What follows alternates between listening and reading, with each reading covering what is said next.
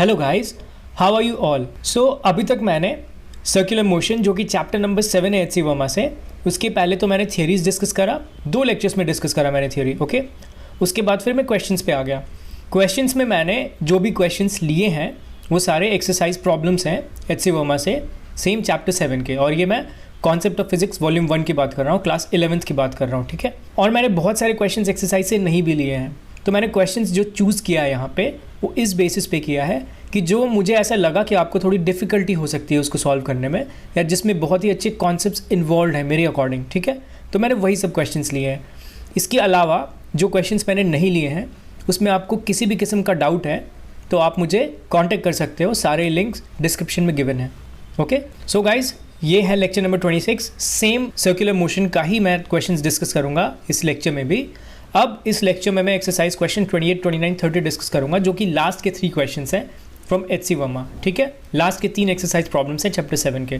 तो ये 3 क्वेश्चंस काफ़ी अच्छे हैं, काफ़ी कॉन्सेप्चुअल हैं, आप इसे ध्यान से देखना। तो चलो क्वेश्चंस की ओर बढ़ते हैं।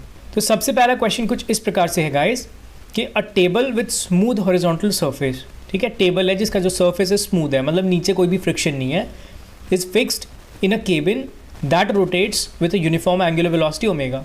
तो मान लो कि ये एक केबिन है, ये वाला जो है अपने पास, ये समझ लो कि एक केबिन है, ठीक है।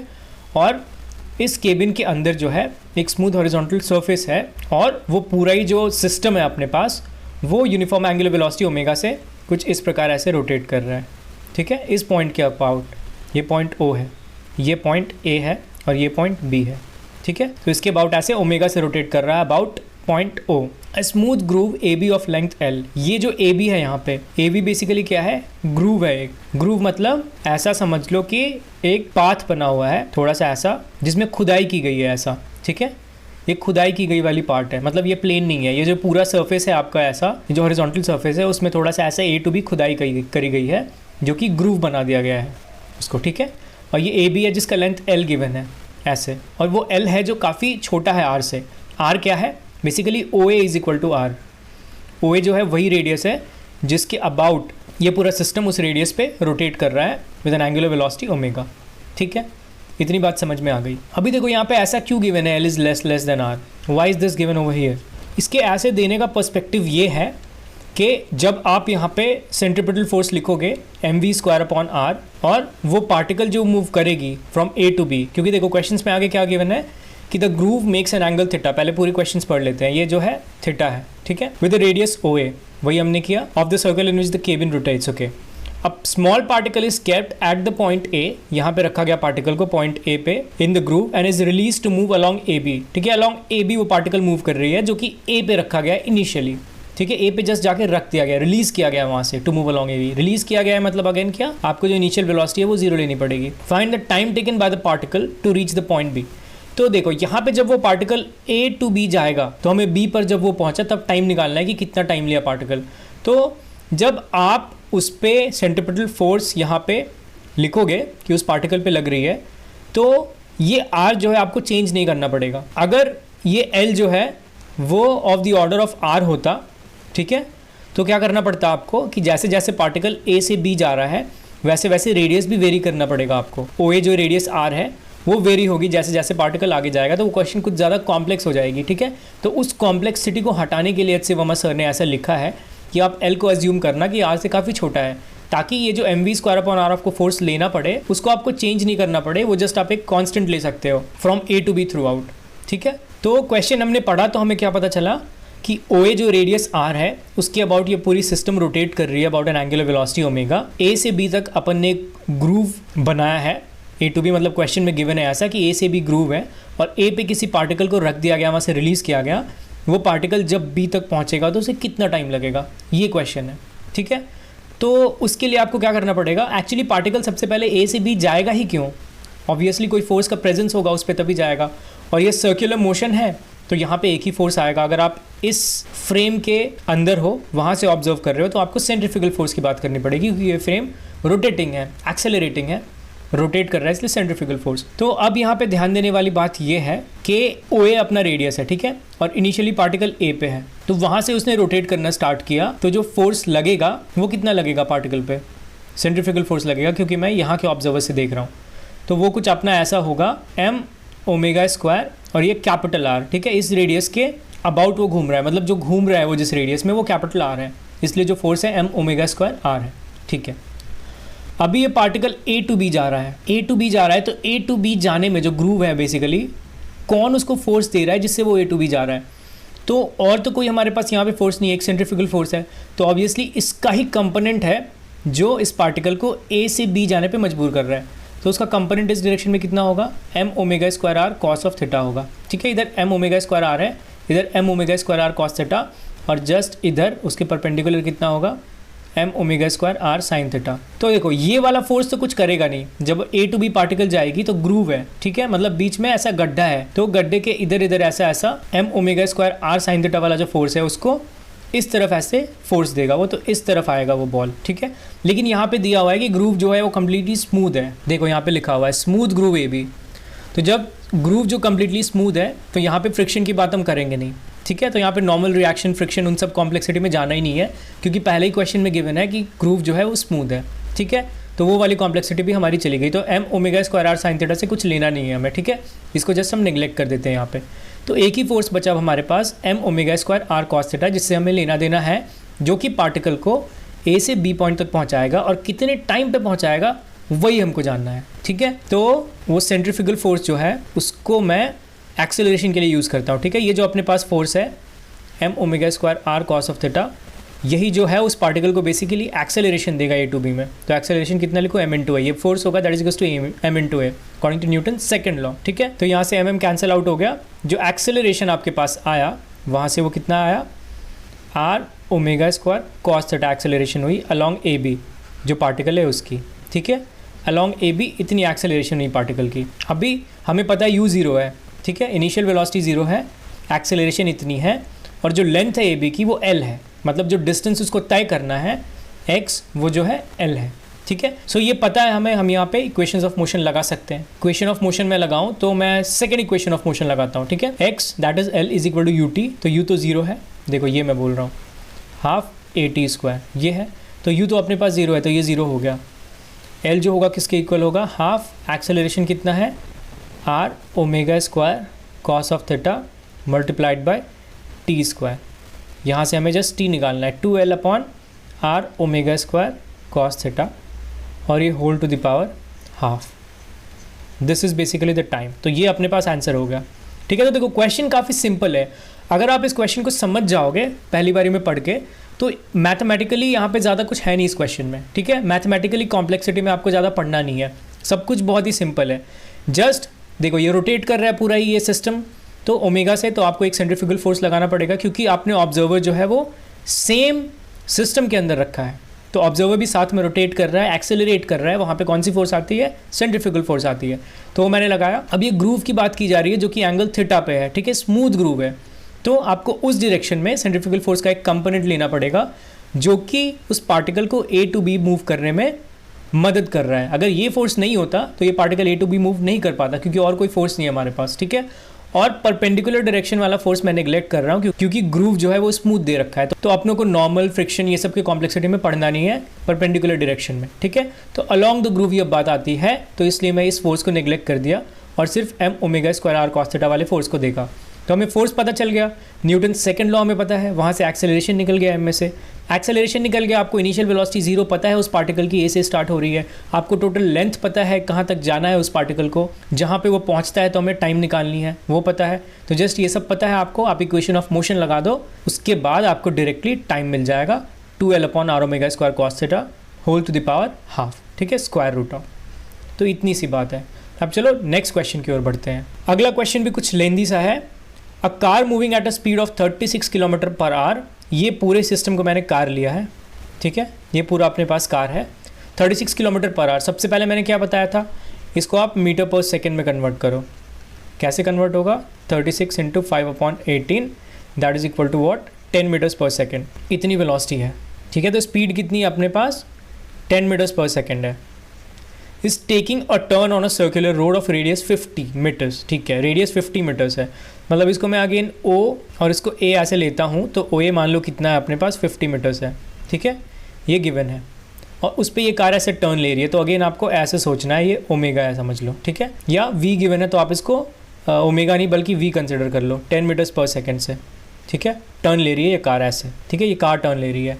मतलब ये फ्रेम ऐसा कुछ घूम नहीं रहा है, मैंने जो दिखाया ऐसा ओमेगा या समथिंग लाइक दैट, ये ऐसे घूम नहीं रहा है, ये कार है जो कि कार ऐसे टर्न ले रहा है वेलोसिटी v से, जो कि 10 मीटर्स पर सेकेंड है, ठीक है। तो इसको समझ लेना उस तरीके से, ठीक है, क्योंकि ये एक्चुअल में कार है और ये कार ऐसे घूम रहा है v वेलोसिटी से 10 मीटर्स पर सेकेंड, और रेडियस जो है वो 50 मीटर्स है। Now a small wooden plate is kept on the seat with its plane perpendicular to the radius of the circular road.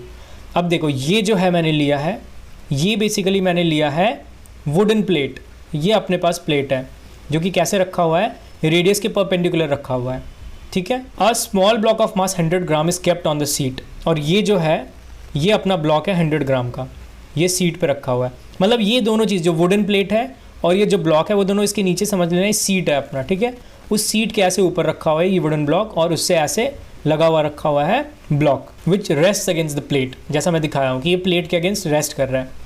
Now the friction coefficient between the block and the plate is 0.58। यहाँ पे जो इस surface पे, ठीक है, इन दोनों के बीच का जो सरफेस है वहाँ पे जो फ्रिक्शन कोफिशिएंट है वो 0.8 है, ठीक है। सबसे पहला क्वेश्चन क्या है, find the normal contact force exerted by the plate on the block. Plate जो है ये वाला प्लेट, ये जो ब्लॉक पे नॉर्मल फोर्स लगाएगा वो हमें निकालना है। तो सबसे पहली बात अगेन देखो यहाँ पे सोचने वाली बात है कि आपको सबसे पहले क्वेश्चन ये करना है कि ये ऐसा क्वेश्चन पूछा क्यों गया है, why this question is asked. आप जैसे ये सवाल पूछोगे तो आपको थोड़ी क्लैरिटी मिलेगी कि यहाँ पे भी सेम चीज़ है कि सर्कल में रोटेट कर रहा है ये कार, तो ऑब्वियसली यहाँ पे कौन सा फोर्स आएगा, सेंट्रीपिटल फोर्स आएगा, ठीक है। अगर मैं ऑब्जर्वर बाहर रखता हूँ यहाँ पे, तो अर्थ पे ऑब्जर्वर है तो सेंट्रीपिटल फोर्स आएगा, और अगर आपने ऑब्जर्वर कार पे लिया है तो सेंट्रीफ्यूगल फोर्स आएगा, ठीक है, सूडो फोर्स आएगा। तो मैं इस वाले ऑब्जर्वर के अकॉर्डिंग देखता हूँ जो कि कार पे है, तो कौन सा फोर्स लगेगा बेसिकली, तो ये ब्लॉक है वो इस प्लेट पे एक सेंट्रीफ्यूगल फोर्स लगाएगा, ठीक है, क्योंकि ऑब्जर्वर मैंने कार पे लिया है। तो वो कितना होगा उसका बेसिकली मैग्नीट्यूड, वो mv²/r होगा, ठीक है। मैं अभी mv²/r क्यों ले रहा हूँ यहाँ पे, क्योंकि अपने पास वेलोसिटी गिवन है कार की, ठीक है, जिस वेलोसिटी से टर्न ले रहा है। तो ये फोर्स लगाएगा ब्लॉक इस प्लेट पे, तो ऑब्वियसली ये प्लेट भी उसका रिएक्शन फोर्स लगाएगा। वो रिएक्शन फोर्स जो होगा वो इस डायरेक्शन में कुछ नॉर्मल होगा, और यही ये क्वेश्चन में पूछ रहा है कि find the normal contact force exerted by the plate on the block. ये प्लेट जो ब्लॉक पे लगा रहा है, और ये प्लेट ब्लॉक पे क्यों लगा रहा है, क्योंकि उससे पहले इस ब्लॉक ने इस प्लेट पे लगाया है ये mv²/r जो कि सेंट्रीफ्यूगल फोर्स है इस केस में, ठीक है। बट अभी भी बात खत्म नहीं हुई, आप इस नॉर्मल फोर्स को इस mv²/r से डायरेक्टली इक्वेट नहीं कर सकते, ठीक है। क्यों नहीं कर सकते, क्योंकि ये दोनों ही फोर्सेस अलग अलग बॉडी पे लग रही है।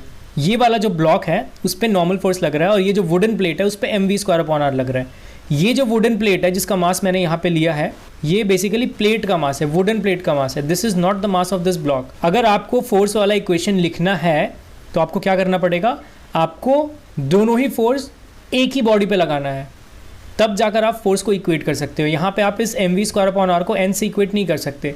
ये तो मैं इसलिए बता रहा था क्योंकि आपको पता चले कि नॉर्मल रिएक्शन आया क्यों इस ब्लॉक पे, तो अब हमें पता चल गया नॉर्मल रिएक्शन आया क्यों। तो अब इस ब्लॉक पे हम फोर्सेस लगाते हैं, ठीक है।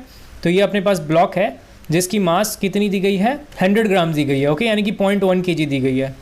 तो 0.1 kg इसका मास है। एक तरफ इस पर इधर नॉर्मल रिएक्शन लग रहा है, क्यों, क्योंकि ये खुद धक्का दे रहा है प्लेट को, तो प्लेट भी इसको इधर धक्का दे रहा है, ठीक है। दूसरी फोर्स जो इस पर लग रही है वो ऑब्वियसली कार टर्न ले रहा है उस वजह से लग रही है, और अपना ऑब्जर्वर यहाँ पे है, तो क्या लिखूँगा मैं इधर mv²/r, ठीक है, vr हमारे पास गिवन है। तो अब ये दोनों फोर्सेस मैंने किस पे दिखाया है, इस ब्लॉक पे दिखाया है, तो वो ब्लॉक पे अब ये दोनों फोर्सेस आप इक्वेट कर सकते हो, ठीक है। तो अब ये n जो है that must be equal to 0.1 into v कितना है अपने पास 10 है, तो दैट इज़ 100, 10² इज़ 100, r कितना है 50 है, तो 50 × 2 is 100, that is equal to 0.2 newton. ये अपना है नॉर्मल रिएक्शन फोर्स, ये अपना आंसर हुआ, ठीक है, पार्ट ए का। तो ये बात मैंने जानबूझ के आपको बताया बहुत ही ध्यान से कि आप ये फोर्स दिखा दिए इस पर, ये फोर्स दिखा दिए इसके, दोनों को इक्वेट कर दोगे तो वहाँ पे आप गलत हो जाओगे। क्यों, क्योंकि आपने सेम बॉडी पे फोर्सेस नहीं दिखाया है, आपको सेम बॉडी पे फोर्स दिखाना है। तो सेम बॉडी पे जब मैंने ऐसे फोर्स दिखाया तब जाकर मैं इक्वेट कर पाया दोनों को, ठीक है। तो ये बात बहुत ही ध्यान देने वाली है, ठीक है। मैंने पहले भी बहुत ही अच्छे तरीके से बताया है इसको, ठीक है। कहाँ बताया है, न्यूटन्स लॉज के चैप्टर में बताया है, तो मैंने फिर से एक बार यहाँ पे रिपीट कर दिया, ठीक है। वो सारी चीज़ें भूलनी नहीं है आपको, आप बार बार रिवाइज करते रहो इन सारी चीज़ों को, क्योंकि उसका यूज़ हर एक जगह पे होगा, हर चैप्टर्स में उन चीज़ों का यूज़ होगा। तो आपको हमेशा ही क्लियर रहना है उन सब कॉन्सेप्ट से, ठीक है।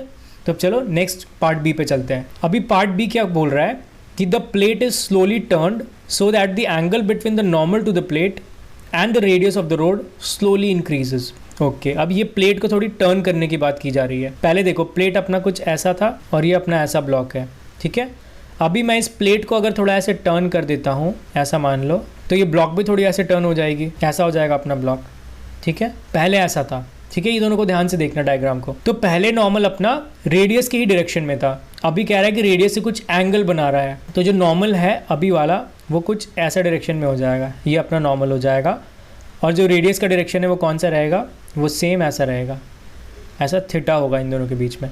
तो यही बोल रहा है क्वेश्चन में कि the plate is slowly turn, plate को मैं थोड़ा टर्न किया, यहाँ से यहाँ ऐसे टर्न किया, ये भी थीटा एंगल से ही टर्न हुआ, इसलिए ये भी एंगल थीटा है। So that the angle between the normal to the plate and the radius of the road slowly increases, ठीक है, ऐसे इंक्रीज हो गया। Find the angle at which the block will just start sliding on the plate. Okay, just start sliding on the plate. Again अपना same वो वाला phenomena है जब आपको जस्ट मूव करवा देना है। मतलब क्या, यहाँ पे देखो, यहाँ पे आपको मैक्सिमम फ्रिक्शन लगा देनी है, ठीक है। फ्रिक्शन ऑब्वियसली इन दोनों के बीच में मैंने बताया था 0.58 गिवन है क्वेश्चन में, तो यहाँ पे फ्रिक्शन का रोल आ रहा है। आपको मैक्सिमम फ्रिक्शन का यूज करना है, तभी लगेगा just start sliding on the plate, ठीक है, तभी वो जस्ट स्टार्ट करेगा स्लाइड करना प्लेट पे।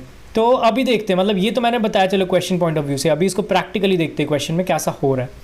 तो अपना ऑब्जर्वर इस पे था, जो फोर्स लग रहा है ब्लॉक पे वो कौन सा लगेगा, एक तो ये नॉर्मल लगेगा, दूसरा मैंने बताया था 0.1 v² लगेगा। ये ब्लॉक पे फोर्स दिखा रहा हूँ मैं, ठीक है। तो ये दोनों फोर्स लगेगा। अभी जो ये सेंट्रीफ्यूगल फोर्स है इसके दो कंपोनेंट्स होंगे, एक तो इधर होगा नॉर्मल के डायरेक्शन में, अगर ये एंगल थीटा है, देखो ये ऐसे मैं यहाँ पे दिखा देता हूँ और ये ऐसे, ठीक है। ये देखो 0.1 v² के दो कंपोनेंट्स होंगे, एक ये, और ये मैंने कम्प्लीटली वर्टिकल दिखाया है। और ये थीटा जो एंगल है वो हॉरिजॉन्टल के साथ है, तो ये थीटा, ये 90/90 माइनस ऑफ थीटा होगा ये वाला, और ये फिर क्या होगा, थीटा होगा, फिर ये 90 माइनस ऑफ थीटा, और ये फिर से थीटा। तो ये वाला जो होगा वो 0.1 v² कॉस ऑफ थीटा होगा, और जो ये वाला कंपोनेंट होगा वो कितना होगा, 0.1 v² साइन ऑफ थीटा होगा, ठीक है। तो ये दोनों कंपोनेंट होगा अपने पास। ओके, अभी ये वाला कंपोनेंट जो नॉर्मल की तरफ वाला है वो तो इक्वेट हो जाएगा एक दूसरे से, क्योंकि और कोई भी फोर्स नहीं है हमारे पास। बट ये वाला जो फोर्स है इसको ही, ये जो फ्रिक्शन है वो इसके पीछे लगेगा, ठीक है। और ये जो फ्रिक्शन फोर्स है इसकी मैक्सिमम वैल्यू को आपको जस्ट इससे इक्वेट करना होगा, और तभी ऐसा सिचुएशन बनेगा कि the block will just start sliding on the plate, ठीक है। तो मैंने पहले भी बहुत ही अच्छे से बताया आपको ये वाला चीज़ कि स्टैटिक फ्रिक्शन जो मैक्सिमम होगा, लिमिटिंग फ्रिक्शन वाला केस, तब तक के लिए आपको इस प्लेट को मोड़ना है, धीरे धीरे थीटा इंक्रीज करना है, स्लोली थीटा आपको इंक्रीज करना है। और थीटा जैसे जैसे स्लोली इंक्रीज होगा वैसे वैसे ये जो ब्लॉक है वो स्लाइड करना स्टार्ट करेगी, ठीक है। मतलब फ्रिक्शन की वैल्यू बढ़ेगी वैसे वैसे, जैसे जैसे थीटा इंक्रीज करोगे तो फ्रिक्शन खुद को सेल्फ एडजस्ट करेगा, धीरे धीरे अपनी वैल्यू बढ़ाएगा, और एक पॉइंट ऐसा आएगा जहाँ पे जस्ट स्लाइडिंग स्टार्ट होगा। अगर उस थीटा से आप थोड़ा भी थीटा बढ़ा दोगे तो ब्लॉक स्लाइड कर जाएगी, तो वो वाला थीटा हमें निकालना है, लिमिटिंग फ्रिक्शन निकालना है, ठीक है। तो ये जो फ्रिक्शन है आपको इसको इसके साथ इक्वेट करना पड़ेगा, मैक्सिमम वैल्यू ऑफ फ्रिक्शन जो लिमिटिंग फ्रिक्शन है वो क्या होगा, म्यू इंटू नॉर्मल होगा। उसको किसके इक्वल करना पड़ेगा, 0.1 v² साइन थीटा के इक्वल करना पड़ेगा, ये वाला फोर्स के इक्वल करना पड़ेगा, ठीक है। और दूसरा इक्वेशन क्या है, जो नॉर्मल है वो तो सीधा 0.1 v² कॉस ऑफ थीटा है अपने पास, ठीक है। तो ये हो गया इक्वेशन 1, ये हो गया इक्वेशन 2। इन दोनों को आप डिवाइड कर दो तो वहाँ से म्यू कितना आएगा, देखो ये एन कट जाएगा और ये कट जाएगा, तो अपने पास जस्ट tan थीटा आ जाएगा। अभी देखो अपने पास म्यू है ऑलरेडी, कितना है 0.58, तो थीटा कितना होगा tan इनवर्स ऑफ 0.58, और जब आप tan इनवर्स ऑफ 0.58 करोगे तो थीटा अप्रॉक्सीमेटली कितना आएगा, 30 डिग्रीज आएगा, 30.11 ऐसा कुछ आएगा, तो आप उसको अप्रॉक्सीमेटली 30 डिग्रीज ले सकते हो, और यही होगा आंसर। मतलब इसी एंगल पे block will just start sliding on the plate, और इस एंगल से आप जैसे ही थोड़ा भी बढ़ा दोगे, 30.11 से आप थोड़ा भी बढ़ा दोगे तो वो जो ब्लॉक है वो स्लाइड कर जाएगी इस प्लेट पे। तो ये भी एक्चुअली में एक फ्रिक्शन वाला ही कॉन्सेप्ट है, बट उसको सर्कुलर मोशन के साथ में कंबाइन कर दिया, क्लब कर दिया। मैंने आपको बताया था कि आपने जो भी पहले पढ़ा है उसको अब आगे वाले कॉन्सेप्ट के साथ कंबाइन करके क्वेश्चंस दी जाएगी आपको, और ये उस क्वेश्चंस को और कॉम्प्लेक्स बनाता है। तो आपको पहले वाले भी कॉन्सेप्ट्स याद रखने हैं और अभी वाले भी कॉन्सेप्ट्स याद रखने हैं, और दोनों के मिक्सअप क्वेश्चंस को ज़्यादा देखना है, ज़्यादा अच्छे से ट्राई करना है, कंफ्यूज नहीं होना है कहीं भी, ठीक है। तो चलो अब नेक्स्ट क्वेश्चन की ओर बढ़ते हैं। नेक्स्ट क्वेश्चन कुछ ऐसा है, देखो अगेन यहाँ पे आपको पुली दिख रहा है, पुली और ब्लॉक दिख रहा है, इसको भी सर्कुलर मोशन के साथ क्लब कर दिया गया है, ठीक है। तो ये हमने पढ़ा था न्यूटन्स लॉज में, उसको अभी सर्कुलर मोशन के साथ क्लब कर दिया गया है। क्वेश्चन क्या है कि a table with smooth horizontal surface is placed in a cabin which moves in a circle of large radius R. Again यहाँ पे ओ ए मान लो इसको, तो ये रेडियस आर है। इस रेडियस आर के अबाउट ये पूरा सिस्टम जो है वो किसी एक पर्टिकुलर ले लो ओमेगा से रोटेट कर रहा है एंगुलर वेलोसिटी से। A smooth pulley of small radius is fasten to the table. ये स्मूथ पुली है जो कि स्मॉल रेडियस का है, ये टेबल से फास्टन किया गया है। Two masses, this is m and this is 2m, placed on the table are connected through a string going over the pulley ऐसे। Initially the masses are held by a person with the strings along the outward radius and then the system is released from rest with respect to the cabin. With respect to the cabin अपना observer कहाँ है? यहाँ है। Find the magnitude of the initial acceleration of the masses as seen from the cabin and the tension in the string. ठीक है, हमें दो चीज़ निकालनी है, एक acceleration with respect to that observer और एक tension निकालनी है, ये दो चीज़ हमें निकालनी है। तो ये भी क्वेश्चन देखो कुछ खास टफ नहीं है, बट दो कॉन्सेप्ट्स को क्लब किया गया है, एक न्यूटन्स वाले कॉन्सेप्ट को, न्यूटन्स लॉज वाले कॉन्सेप्ट को, एक सर्कुलर मोशन। तो सबसे पहले अगेन यहाँ पे देखो ये रोटेट हो रहा है ओमेगा से, तो जितने भी इसके अंदर बॉडीज़ हैं जिस पे हमें काम करना है उस पर आप आंख बंद करके कौन सी फोर्स लगा दो? सेंट्रीफ्यूगल फोर्स, क्योंकि ऑब्जर्वर अपना यहाँ पे है। तो मैंने इस पर ऐसे लगाया, कितना होगा m। अब r कौन सी लेंगे? ये वाली r लेंगे, r ओमेगा स्क्वायर, एक फोर्स यहाँ आया, इस पर कितना होगा 2m, क्योंकि मास 2m है, आर ओमेगा स्क्वायर। अब ये जो बाकी है जो लेंथ ऑफ स्ट्रिंग्स और ये सारी चीज़ें हैं वो आर के रेस्पेक्ट में काफ़ी कम है, नहीं तो हमें उसको भी कंसिडर करना पड़ता है यहाँ पे, बट यहाँ पे नहीं कंसिडर कर रहे हैं, मतलब ये सारी लेंथ और इसके अंदर वाली चीज़ें सारी आर के रेस्पेक्ट में काफ़ी छोटी है, ठीक है। तो ये फोर्सेज हो गई। दूसरी फोर्स क्या होगी? टेंशन होगी ऐसे जो लग रही होगी। कॉन्सेप्ट सारे सेम है न्यूटन्स लॉज वाले, बट आपको जस्ट एक ये सेंट्रीफ्यूगल फोर्स लगाना है। अभी देखो ये 2m मास बड़ा है, ये वाला फोर्स ज़्यादा बड़ा है क्योंकि 2m मास बड़ा है, तो अपनी इस तरफ एक्सेलरेशन होगी a, इसका इस तरफ एक्सेलरेशन होगा a। सेम क्यों ले रहा हूँ मैं? क्योंकि सेम स्ट्रिंग से अटैच है दोनों। ये सब कॉन्सेप्ट मैं बता चुका हूँ न्यूटन्स लॉज में। सेम स्ट्रिंग से अटैच है इसलिए सेम एक्सेलरेशन है, क्योंकि हमेशा ही स्ट्रिंग में टेंशन है, कभी भी ढीली नहीं हुई है स्ट्रिंग, ठीक है, थ्रू आउट द मोशन। ये अजम्पशंस हैं ये सारे, फ्रिक्शनलेस भी है। तो अभी मैं जस्ट लिखता हूँ 2m के लिए, तो क्या होगा अपने पास फोर्स जो है 2m r omega square minus of t is equal to 2ma। ये हो गया अपना पहला इक्वेशन। दूसरा इक्वेशन क्या होगा? t minus of m r omega square is equal to m into a। ये हो गया दूसरा इक्वेशन। अभी देखो मैंने इसको ऐसे माना है, a इधर और ये वाला a इधर, क्योंकि ऑब्वियसली ये 2m बड़ा है m छोटा है, तो वैसे ही मूवमेंट होगी, फोर्स क्योंकि उधर ज़्यादा है। अभी इन दोनों को आप प्लस करोगे तो क्या आएगा? 2m r omega square minus of m r omega square कितना होगा? m r ओमेगा स्क्वायर होगा अपने पास, और ये t जो है कैंसिल आउट हो जाएगा, दैट इज इक्वल टू ये 2m और m में तीनों जुड़ जाएगा दोनों, तो ये 3 हो जाएगा 3m में। यहाँ से एक्सेलरेशन जो है आपके पास कितना आया? r ओमेगा स्क्वायर अपॉन 3 आया।